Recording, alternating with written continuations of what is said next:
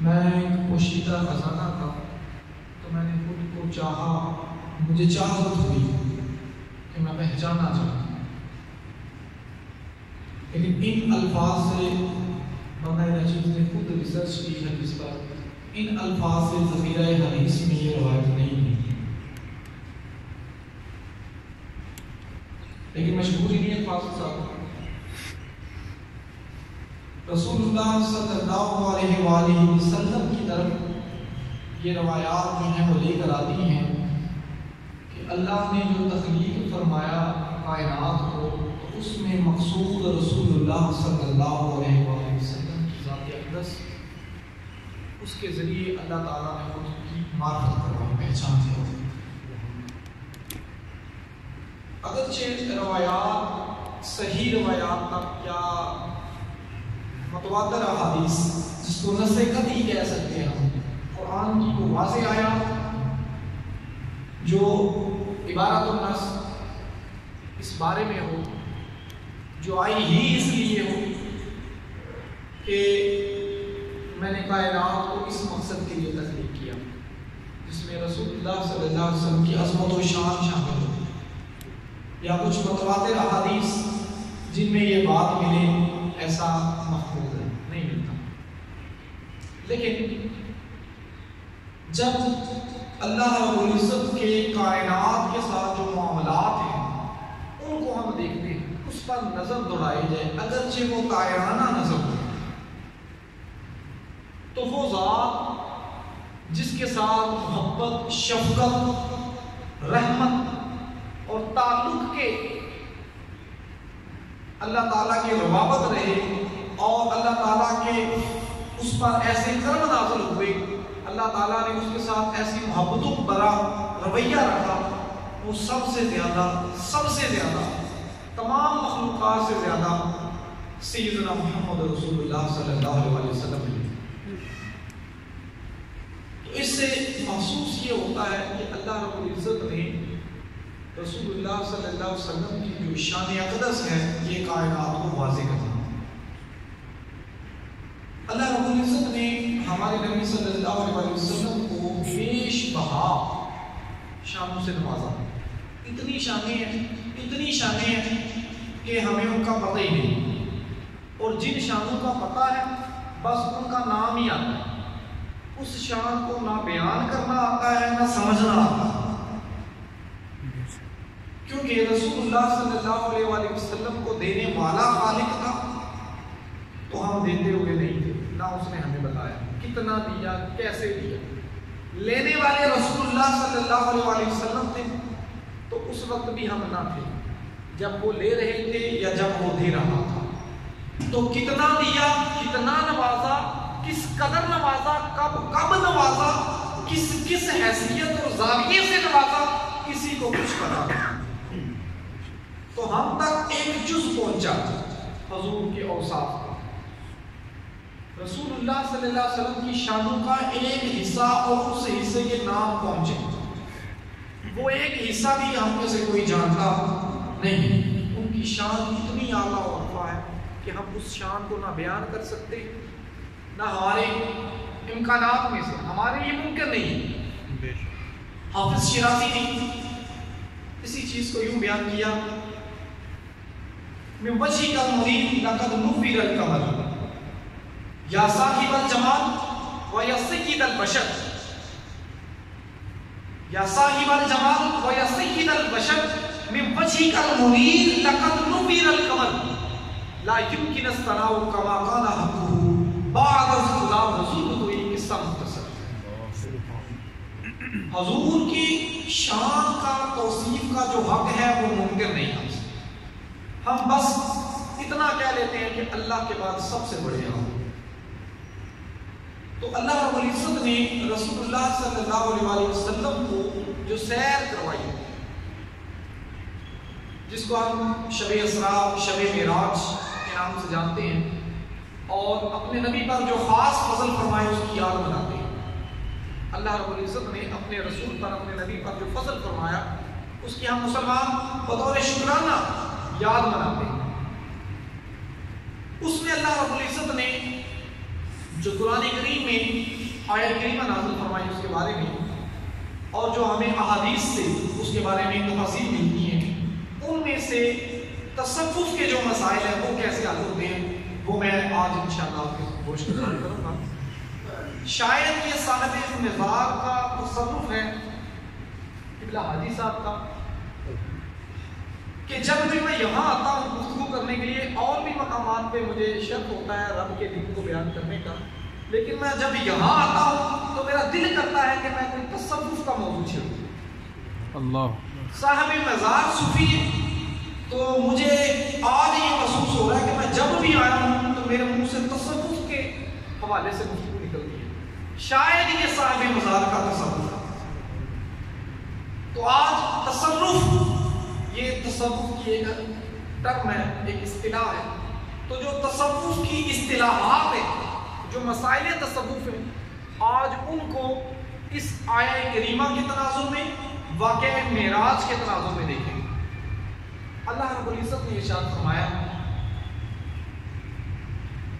سبحان الذی اسری بعبدہ لیلا، پاک ہے وہ ذات جس نے اپنے بندہ خاص کو، بعبدہ بندہ خاص کو، اب لفظ ہے بعبدہ، عبد کا لفظ، یہاں پہ تفسیرات احمدیہ میں ملا احمد جیون لکھتے ہیں کہ عبد جو ہوتا ہے وہ روح مال جسد کے لیے بولا جاتا ہے، یعنی وہ ذات جس میں روح بھی ہو اور جسم بھی ہو، اس کے لیے عبد کا لفظ بولا جاتا ہے۔ تو رسول اللہ صلی اللہ علیہ وآلہ وسلم کو یہ جو معراج کروائی گئی، یہ روح مال جسد کی، یعنی آپ بذات ہی بارگاہ الوہیت میں حاضر ہوئے۔ یہ فقط روحانی معراج نہ تھی، روحانی معراجیں تو کتنی ہوئی، کئی بار ہوئی، ہمیں تو پتہ ہی نہیں کب کب ہوئی، بہت ساری ہوئی، لیکن رب نے جو بطور معجزہ ذکر کیا وہ تو ایسی چیز ہونی چاہیے تھی جس سے عقل تک رہ جائے، کیونکہ رات کے چند لمحوں میں روح کا جو سفر ہوتا ہے، یہ تصوف کا سلسلہ ہے، روح کا جو سفر ہوتا ہے، روح بڑی طاقتور چیز ہے۔ میرے کچھ دوست ہیں صوفیہ، وہ کہتے ہیں کائنات کی سب سے طاقتور چیز روح ہے، روح بڑی طاقتور چیز ہے۔ ہم جیسے گناہگار شخص کی روح بڑی طاقتور ہوتی ہے، ہم رات کو یہاں سوتے ہیں تو خواب میں گنبد حضرا کے سامنے حاضری پیش کرتے ہیں، یہ کیا ہے؟ جسم ہمارا یہاں، لیکن روح جو ہے وہ لمحے میں، آن میں یکا یک وہاں پہنچی، سلام پیش کیا، یہاں کسی بندے نے ہمیں ہمارے جسم کو انگلی لگائی، اس نے ہمیں آواز دی، روح ایک لمحے میں واپس ہمارے جسم میں لوٹی اور ہم اٹھ بیٹھے۔ یہ ہے روح کی طاقت، اور یہ ہماری گناہگاروں کی بات ہو رہی ہے رسول اللہ صلی اللہ علیہ وآلہ وسلم کی۔ تو رسول اللہ صلی اللہ علیہ وسلم کی روح جو ہے یہ کائنات کی سب سے طاقتور روح۔ اللہ نے فرمایا سبحان الذی اسری بعبدہ، اپنے عبد کو، بندہ خاص کو سیر کروائی، اس کی روح اور جسم بھی ساتھ تھا، اور یہ ناممکنات میں سے نہیں ہے، کیونکہ جب اتنی روح مضبوط ہو جاتی ہے، روح کی غذا اس کو ملتی ہے، روح اس قدر مضبوط ہو جاتی ہے تو وہ جسم کو بھی اپنے ساتھ لیے پھرتی ہے۔ جیسے ہمارا جسم طاقتور ہوتا ہے نا، ہم کھاتے پیتے ہیں، جسم کی غذا ہے کھانا پینا، ہم کھاتے پیتے ہیں، روح اس کے اندر چلتی پھرتی رہتی ہے۔ روح کی غذا ہے رب کا ذکر، یاد الہ۔ جب ہم روح کو وہ دیتے ہیں، رب کو یاد کرتے ہیں، رب کا ذکر کرتے ہیں، تو ہماری روح مضبوط ہو جاتی ہے، اور جب ہماری روح مضبوط ہو جاتی ہے اور وہ جسم سے زیادہ طاقت والی ہوتی ہے تو پھر وہ جسم کو بھی ساتھ لیے دیتی ہے، اور جب ایسا ہوتا ہے تو پھر فاصلے سمٹ جاتے ہیں، فاصلے سمٹ جاتے ہیں۔ روح کے لیے فاصلے تو مانے ہی نہیں رکھتے۔ میں نے ابھی بتایا نا خواب کے حوالے سے، یہ روحانی سفر ہوتا ہے، خواب کا سفر جو ہوتا ہے نا یہ فقط روحانی سفر ہے، تو روح کے لیے فاصلے تو مانے ہی نہیں رکھتے۔ جب روح اس نہج پر پہنچتی ہے، اس سٹیج پر پہنچتی ہے کہ وہ جسم کو اٹھا سکے، تو پھر جسم کے لیے بھی فاصلے مانا نہیں رکھتے۔ اصطلاح میں اس چیز کو بولتے ہیں طی مکانی، فاصلوں کا سمٹنا۔ ایسے اولیاء کے بارے میں آپ نے واقعات سنے ہوں گے جنہوں نے یہاں سے قدم اٹھایا تو وہ کہاں پہنچے، دنیا کے ایک کنارے سے دوسرے کنارے کا ایک قدم اٹھایا تو پہنچے۔ وہ جسم کی طاقت نہیں ہے، وہ بھائی روح کی طاقت ہے۔ وہ روح اس قدر مضبوط ہو جاتی ہے کہ وہ جسم کو ساتھ اٹھائے پھرتی ہے۔ نبی صلی اللہ علیہ وسلم نے یوم وصال کا روزہ رکھا۔ یوم وصال یہ ہے کہ حضور نے آج فار ایگزامپل فجر کے سے پہلے روزہ رکھا، سحری کی تو افطاری کے وقت افطاری نہیں کی، روزہ کھولا نہیں، اگلی سحری آ گئی ہے، پھر سحری نہیں کی، روزہ چل رہا، پھر اگلی افطاری آئی، پھر نہیں کھولا، متعدد دنوں کا مسلسل روزہ نبی محتشم صلی اللہ علیہ وسلم نے رکھا۔ اسے کہتے ہیں یوم وصال کا روزہ۔ آقا کریم صلی اللہ علیہ وسلم نے ایسا رکھا تو صحابہ کرام نے بھی رکھنا شروع کر دیا۔ حضور کے عاشق جو دیکھتے ہیں وہ کرنا شروع کر دیتے ہیں۔ ان کی نمازیں بھی یہی ہوتی ہیں۔ مجھے نمازوں سے ایک واقعہ یاد آ رہا ہے، حدیث پاک رسول اللہ صلی اللہ علیہ وسلم کا یوم وصال آخری دن، حضور کا حجرہ مبارک بائیں طرف تھا محراب سے، آج بھی گنبد ہجرہ محراب سے بائیں طرف۔ حضرت انس فرماتے ہیں کہ آقا کریم صلی اللہ علیہ وسلم نے پردہ مبارک ہٹایا۔ جب پردہ مبارک ہٹایا تو صحابہ کرام نماز میں تھے، لیکن صحابہ کی عاشقوں کی نماز کیا وہ بھی دیکھے۔ لوگوں کو خیال پیدا ہوتا ہے کہ شاید نماز میں خیال آنے سے نبی کا نماز ٹوٹ جاتی ہے، تو صحابہ کا تو ایسا کوئی خیال نہیں تھا۔ اور یہ نبی صلی اللہ علیہ وسلم کا آخری عمل ہے امت کے سامنے، اگر اس سے نماز میں فرق پڑتا تو نبی کا منصب یہ ہے، اس کا مقام یہ ہے کہ وہ ٹوکے، وہ روکے۔ نبی ہدایت کا حکم دیتا ہے، وہ ہدایت سے روکتا ہے، یہ نبی کا منصب ہے۔ لیکن سارے امتی سامنے کھڑے ہیں، حضور نے پردہ اقدس ہٹایا، امتی ادھر دیکھنے لگے، حضرت انس بھی دیکھ گئے تھے۔ بعد میں جب حدیث بیان کیا حضرت انس فرماتے ہیں اس دن حضور کا چہرہ قرآن کا معلوم ہوا۔ تو رسول اللہ صلی اللہ علیہ وسلم کے صحابہ حضور کو دیکھتے، یہی ان کی نماز ہوتی ہے۔ وہ مسلم شریف کی حدیث پاک ہے، حضور ایک دفعہ جو ہے نا ہاتھ اٹھایا تو صحابہ ادھر دیکھ رہے تھے، بعد میں اس کا بھی سوال کر دیا، حضور نماز میں سوال کیوں، ہاتھ کیوں اٹھایا؟ اگر خیال نہ آتا تو حضور کی ادائی کیوں دیکھ رہے تھے؟ ایک روایت میں حضور نے نالین اتارے، صحابہ نے بھی اتار دی۔ بعد میں حضور نے پوچھا کیوں اتارے، انہوں نے اس کے سنے آپ کو دیکھا تو ہم نے بھی کر دی۔ تو جو حضور کو دیکھا وہ صحابہ کرتے تھے۔ حضور نے یوم وصال کا روزہ رکھا، صحابہ نے بھی شروع کر دیا، صحابہ بیمار پڑ گئے، کمزور ہو، حضور تک اطلاع پہنچی، فرمایا ایسا کیوں کیا؟ انہوں نے کیا حضور آپ کو دیکھا ہم نے بھی شروع کر دیا۔ حضور کے جو کلمات ہیں، آپ نے جو ارشاد فرمایا وہ ذرا توجہ سے سنیں، اگر آپ توجہ سے سنیں گے تو آپ کے دماغ میں حضور کا جو مقام ہے اور زیادہ مضبوط ہو جائے گا۔ جو لوگ شک و شبہات پیدا کرتے ہیں کہ معاذ اللہ حضور بڑے بھائی جیسے ہیں، وہ ختم ہو جائے۔ امام مالک نے فرمایا، موتا امام مالک میں، کہ نبی محتشم صلی اللہ علیہ وسلم نے فرمایا ایکم مثلی۔ یہ کس سے خطاب ہو رہا ہے؟ صحابہ سے۔ کس سے خطاب ہو رہا ہے؟ صحابہ سے، جن کے بارے میں آیا خیر القرون قرنی ثم الذین یلونہم، حضور کے دور کے بعد بہترین دور ان کا، بہترین دور کے افراد سے حضور فرما رہے ہیں ایکم مثلی، اور تم میں سے کون میری طرح؟ یہ بے مثل رسول، اور تم میں سے کون میری طرح؟ یطعمنی ربی ویسقین، مجھے تو میرا رب کھلاتا پلاتا۔ وہ جب روح کو غذا ملتی ہے، جب ذکر الہی کیا جاتا ہے، جب رات کی یاد میں مستغرق ہوا جاتا ہے تو روح مضبوط ہو جاتی ہے۔ روح مضبوط ہوتی ہے تو وہ اس فانی جسم کو بھی ساتھ لے دیتی ہے۔ تو اللہ نے فرمایا بیامتی، میں نے اپنے بندہ خاص کو اسرا کروائی، معراج کروائی۔ تو وہ جو سیر تھی بندہ خاص کی، اس میں روح کی طاقت شامل تھی۔ اس سے پتہ چلتا ہے یہ جو اولیاء کرام، یہ جو صوفیاء کرام روحانیت کا درس دیتے ہیں نا، دراصل یہ بڑی چیز ہوتی ہے۔ روح ہی تو اصل چیز ہے، اگر روح مضبوط ہو جائے تو اس کے سامنے ساتھ فاصلے مٹ جاتے ہیں۔ اور فاصلوں کا مٹنا تصوف کی اصطلاح میں تیہ مکانی کہلاتا ہے. تیہ مکانی، مکان جگہ، جگہوں کا سکڑ جانا، اس کو کہتے ہیں تصوف کی اصطلاح میں تیہ مکانی. تو رسول اللہ صلی اللہ علیہ وسلم جسد اطہر کے ساتھ آگے آ رہے ہیں تیہ زمانی کا مسئلہ. تو اس میں رب نے فرمایا تھوڑے سے وقت میں حضور یہاں سے براق پر تشریف فرماؤ، براق پر ہوئے نا تشریف فرماؤ.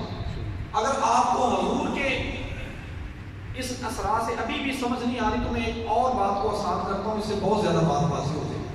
حضور کس پر تشریف لے فرما ہو کر تشریف لے؟ براق پر. کس پر؟ براق پر. براق پر. براق کا قدم کہاں تک پڑتا تھا؟ کیا سنا؟ تا حد نظر. کہاں تک پڑتا تھا؟ تا حد نظر. جہاں تک اس کی آنکھ کام کرتی تھی وہاں تک اس کا پاؤں پڑتا تھا.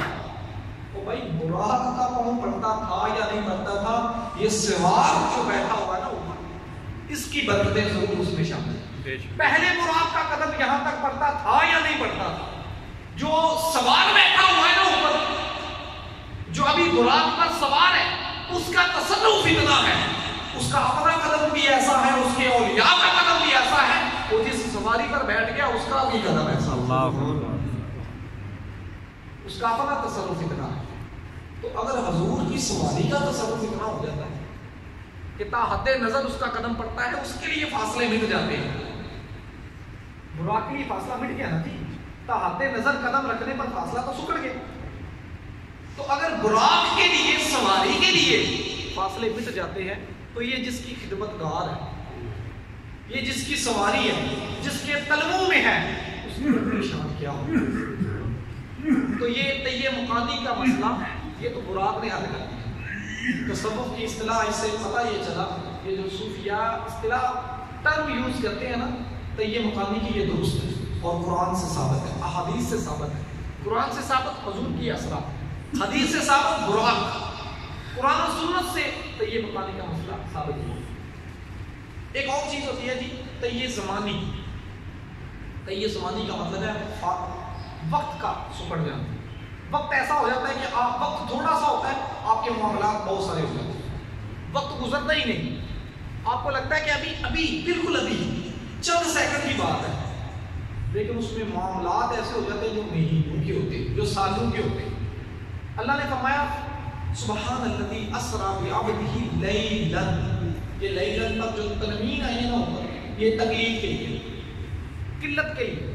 اس کا مطلب ہے رات کا کچھ حصہ، رات کا تھوڑا سا، تھوڑی سی رات، وہ تھوڑا سا وقت تھا.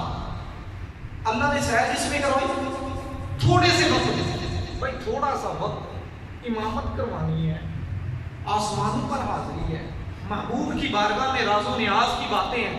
فَأَوْحَا إِلَىٰ عَبْدِهِ مَا أَوْحَا. اتنی تیاری کی تھی کہ ایک بات کرنے کے لیے تھوڑی کی ہوگی. زمین و زمان سجا دیے تھے، مکان سجا دیے تھے، خدمت میں سارا جہاں لگا دیا تھا. تو عرش پر بلا کے ایک بات کرنی تھی کیا؟ صرف نماز ہی نہیں، ہمیں تو صرف پتہ ایک بات کا چلا کہ نماز دی، باقی باتیں تو راز کی ہیں. فَأَوْحَا إِلَىٰ عَبْدِهِ مَا أَوْحَا. اللہ فرماتا ہے قرآن میں اپنے بندہ خاص کی طرف میں نے جو وحی کی بس وہ کی. اب وہ کیا کی بتانے والے نے بھی ہمیں نہیں بتایا، اور جس کو علم ہوا، جس کے ساتھ باتیں ہوئی، اس نے بھی ہمیں نہیں بتایا. یہ راز و نیاز کی، محبوب اور محب کی باتیں. تو فَأَوْحَا إِلَىٰ عَبْدِهِ مَا أَوْحَا.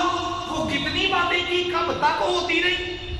اتنا وقت یہاں سے کعبہ سے اقصیٰ تک جانا، وہاں سے آسمانوں پہ انبیاء کی ملاقاتیں فردن، پھر ان انبیاء کے ساتھ ملاقاتوں کے بعد رب کی بارگاہ میں حاضری، وہاں پر باتیں، پھر واپس موسیٰ علیہ السلام، پھر واپس رب کی بارگاہ، پھر واپس موسیٰ علیہ السلام، پھر یہ اتنے چکر، اتنی بار زیارتیں، اتنی باتیں.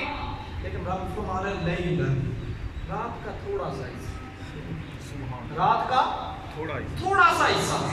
صوفیاء فرماتے ہیں کہ جس کے لیے تیہ زمانی کر دیا جاتا ہے، وقت کو اس کے لیے اس کی کرامت بنا دیا جاتا ہے، اس کے معاملات اتنے سارے ہوتے ہیں اور وقت اتنا سارا ہوتا ہے.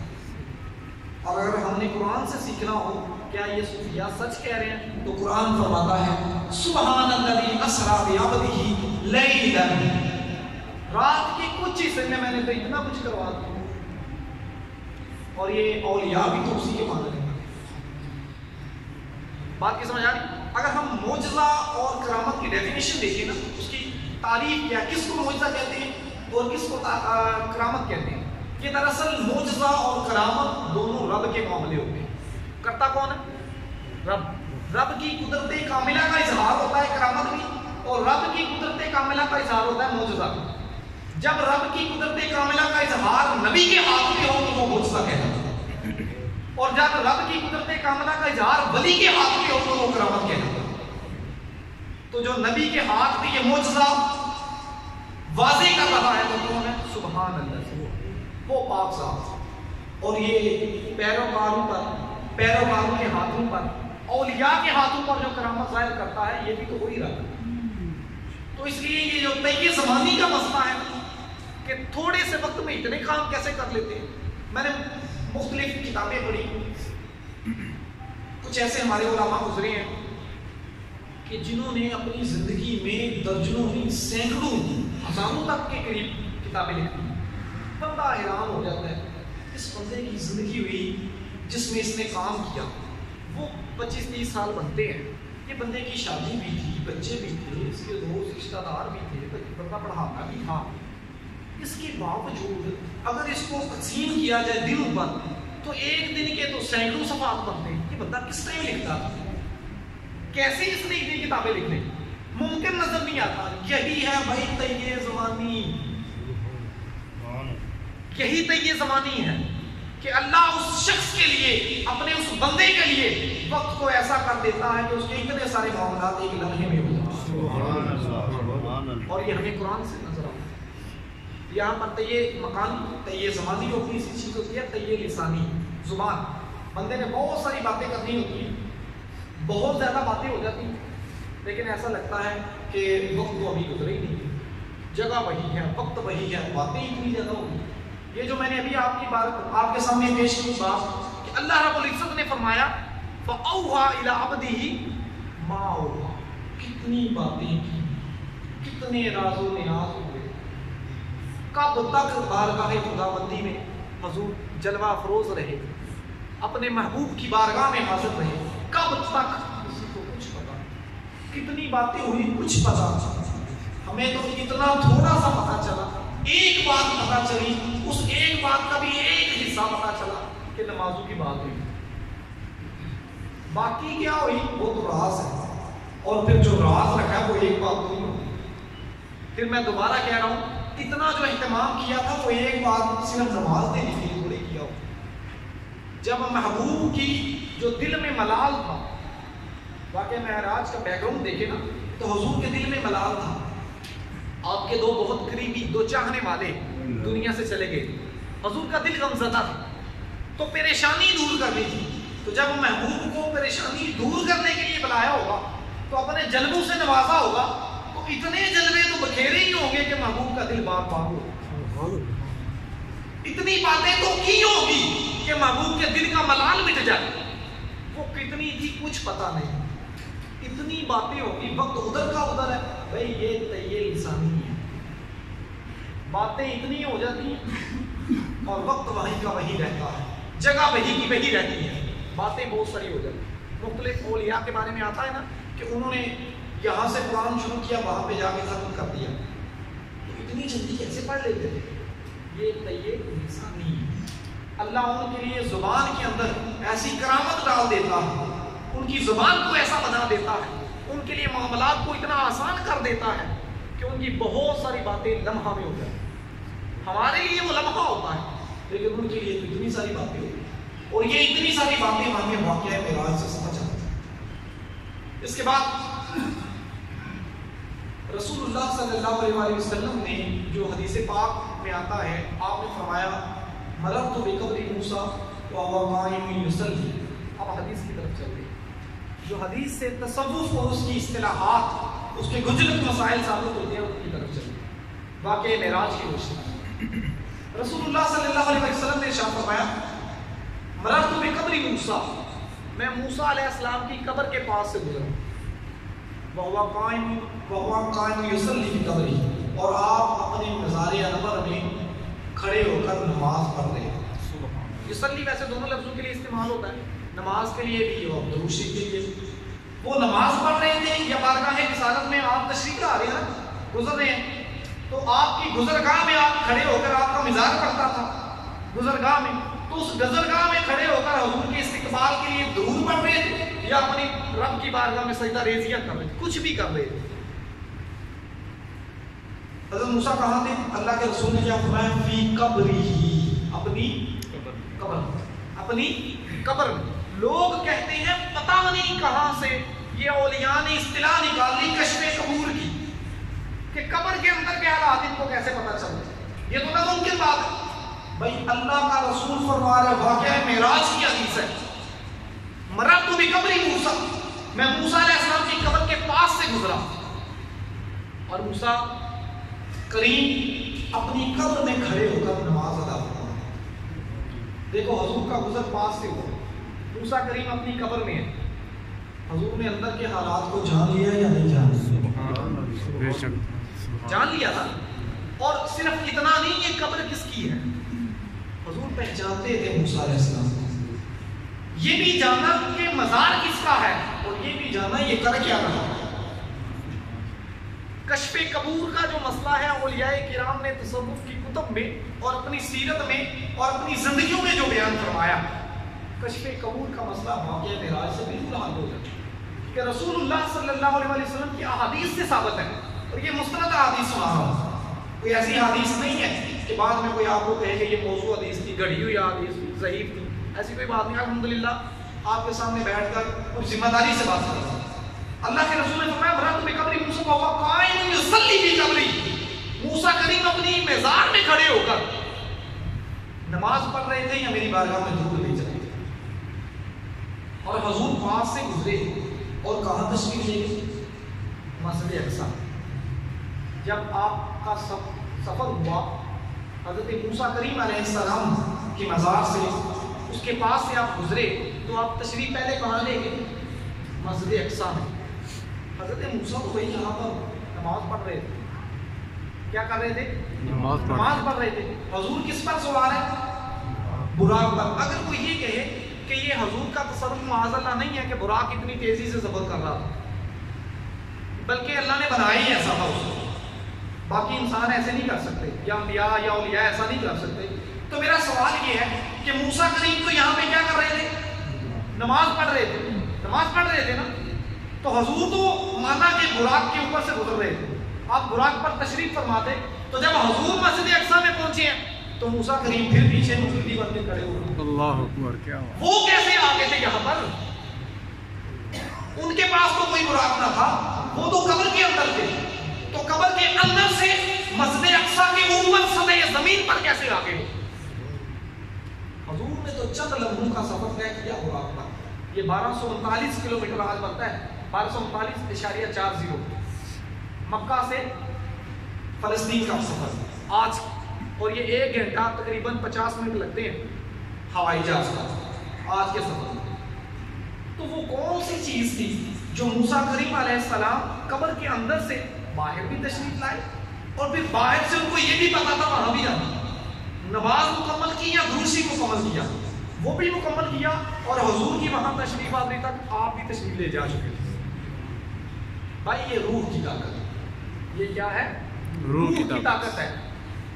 اور روح کے سامنے مقام کچھ نہیں ہوتا، جگہ کوئی معنی نہیں رکھتی، فاصلے کچھ معنی نہیں رکھتی. تو یہ حضور کا تصرف تھا براق پر کہ براق کا قدم بھی وہاں پڑ رہا جہاں جہاں اس کی نظر جا رہی ہے. تو رسول اللہ صلی اللہ علیہ وسلم کا یہ جو سفر تھا، اس سے معراج کے بہت سارے معاملات آتے ہیں.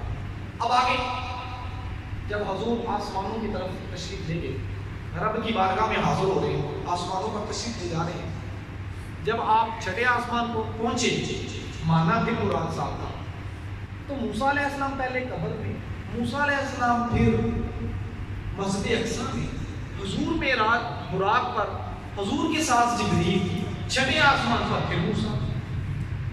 یہ موسیٰ علیہ السلام کس چیز پر سوال؟ وہ ان کی اپنی روح کی طاقت ہے. وہ خود ایسا کر سکتے تھے. حضور بھی چاہتے تو ایک قدم میں وہاں تک پہنچ جاتے, لیکن ملال کو دور کرنا تھا نا بھائی. مقصد بھی تو دیکھیں نا معراج کا. محبوب کے دل میں ملال, اس کے دو پیارے دنیا سے گئے ہوئے, تو اس ملال کو دور کرنا ہے تو پورا پروٹوکول دیا جا رہا ہے. آپ کے دیکھیں نا جی, شادیاں ہوتی ہیں تو دلہا کو کوشش کی جاتی ہے کہ کار پر قریب سے قریب لایا جائے. ایسے ہی ہے. کیا دنیا کے سارے دلہے ایسے ہوتے ہیں کہ جن کے پاؤں کام نہیں کرتے؟ چل سکتے ہیں, چلتے ہیں دنیا میں, خود چل سکتے ہیں, سفر طے کرتے ہیں نا, لیکن کار پر کیوں لایا جاتا ہے؟ پروٹوکول. دلہن جس کمرے میں ہے اس کے قریب کار کو لایا جاتا ہے. چل تو سکتی ہے بھائی, پہلے بھی تو چلتی تھی, بعد میں بھی اس میں چلنا, اب کیوں نہیں؟ اب اس کو عزت دی جا رہی ہے, پروٹوکول دیا جا رہا ہے, حالانکہ اس کو ملال نہیں ہے. تو رب کے محبوب کے دل میں ملال ہے, اس ملال کو دور کرنا ہے اور لکھا ہے محبوب کی محبوب کے ساتھ ملاقات ہونی ہے. اب تو خوب پروٹوکول دیا جائے, تو اس لیے سواری پیش کی جاتی ہے. اگر موسیٰ علیہ السلام اتنا سفر طے کر سکتے ہیں تو حضور تو ان کی امام ہے. میرا آقا اور آپ کے آقا ان کی امام ہے. تو جب مقتدی کا یہ عالم ہے کہ وہ جب براق کے اوپر پاس سے گزرے تو وہ قبر میں ہوتے ہیں, براق سے اترے مسجد اقصی میں امامت کے لیے کھڑے ہوتے ہیں تو موسیٰ پیچھے کھڑے ہوتے ہیں. براق پر دوبارہ سواری ہوتی ہے, آسمانوں پر جاتے ہیں, موسیٰ آگے چھٹے آسمان پر کھڑے ہوتے ہیں. اس کا مطلب یہ ہے کہ براق سے بھی زیادہ قوت ہے روح موسیٰ میں, براق سے بھی زیادہ طاقت ہے کہ براق نے اتنی جلدی سفر نہیں طے کیا جتنی جلدی روح موسیٰ سفر طے کیا. وہ پہلے کھڑے تھے. آپ کو پتہ ہے نا واقعہ, آپ نے سنا ہوگا مختلف علماء سے کہ حضور جب چھٹے آسمان پر تشریف لے گئے تو آگے موسیٰ قریب کھڑے. تو پھر یہاں پہ آخری مسئلہ تصرف کا آپ کے سامنے بیان کرتا ہوں. تصرف کا میں نے اسٹارٹ میں کہا تھا کہ شاید یہ صاحب نظام کا تصرف ہے کہ میں جب بھی یہاں پہ آتا ہوں تو میرا دل کرتا ہے کہ میں تصرف کے موضوع پر گفتگو کروں. سبحان اللہ. تو تصرف صرف زندہ لوگ نہیں کرتے, دنیا سے جانے کے بعد بھی تصرف ہوتا ہے. مشکلات کو حل کیا جاتا ہے, مشکل کشائی کی جاتی ہے. اگر نہیں سمجھ آتی تو آؤ واقعہ معراج پڑھتے ہیں. موسیٰ کریم علیہ السلام کہاں تشریف فرما دے؟ چھٹے آسمان سے. کہاں تشریف فرما دے؟ چھٹے آسمان پر. موسیٰ کریم کو دنیا سے تشریف لے گئے ہوئے ہزاروں سال گزر چکے. بات کی سمجھ آ رہی؟ دنیا سے تشریف لے گئے ہوئے ہزاروں سال گزر چکے ہیں, سینکڑوں سال گزر چکے ہیں, بہت پرانی بات ہو چکی ہے. اور آپ اس وقت کہاں تشریف رکھتے ہیں؟ چھٹے آسمان پہ. حضور اپنے رب کی بارگاہ میں حریم ناز میں پہنچتے ہیں, وہاں پہ فَأَوْحَىٰ إِلَىٰ عَبْدِهِ مَا أَوْحَىٰ کے معاملات سر انجام پاتے ہیں. وہاں سے تحفہ ملتا ہے, حضور واپس تشریف لاتے ہیں. مشکل کشائی کے لیے موسیٰ کریم آگے کھڑے ہیں. آپ پر کتنی نمازیں فرض ہوئی تھی؟ 50. یہ موسیٰ کریم کا تصرف ہے کہ آج ہم تک پہنچ. اور موسیٰ کریم اس وقت دنیا سے تشریف لے جا چکے ہیں. اگر دنیا سے تشریف لے جانے کے بعد موسیٰ کریم علیہ السلام وہ اتنا تصرف کر سکتے ہیں کہ امت محمدیہ قیامت تک کے لیے اس تصرف سے فیض پا رہی ہے. بھیا میں بھی تصرف سے فیض پا رہا ہوں, آپ بھی پا رہے ہو. موسیٰ کریم ہمارے محسن, سیدنا موسیٰ کریم علیہ السلام ہمارے محسن ہیں. آپ کے اس ایک رات کے تصرف نے ہمارے لیے قیامت تک کے لیے آسانیاں کر دی. دیکھا نبیوں کا تصرف دنیا سے جانے کے بعد کتنا عظیم ہوتا ہے. ایک بندے کے لیے نہیں, یہ پوری امت مسلمہ کے لیے انہوں نے آسانیاں پا دیا. بارگاہ رسالت میں رسول اللہ صلی اللہ علیہ وسلم کی بارگاہ میں حضرت موسیٰ نے عرض کیا حضور کم کرو. یہاں پہ باتیں جو محبت کی جاتی ہیں کہ حضور ان آنکھوں کو دیکھ رہے تھے, سچ ہو سکتی ہے. میں ایک دفعہ ایک شاہ صاحب سے ملنے گیا, وہ عمرہ سے واپس تشریف لائے تھے. لوگ ان کے یہاں سے ہاتھ چوم رہے تھے جیسا کہ لوگ چومتے ہیں. میرے دل میں ایک بات آئی کہ یار یہ ہاتھ ان فضاؤں سے ہو کر تو آئے ہیں, لیکن ہاتھ کی اندر والی جو سائڈ ہے نا یہ ان جگہوں سے بھی مس ہوئی جب انہوں نے سجدہ ریزیاں کی ہوتی. ہاتھ تو تم نے چومنا ہی چومنا ہے, تو فضاؤں کے ساتھ ساتھ ان جگہوں کو بھی بس کیا ہوا ہاتھ کیوں نہ چھوڑا؟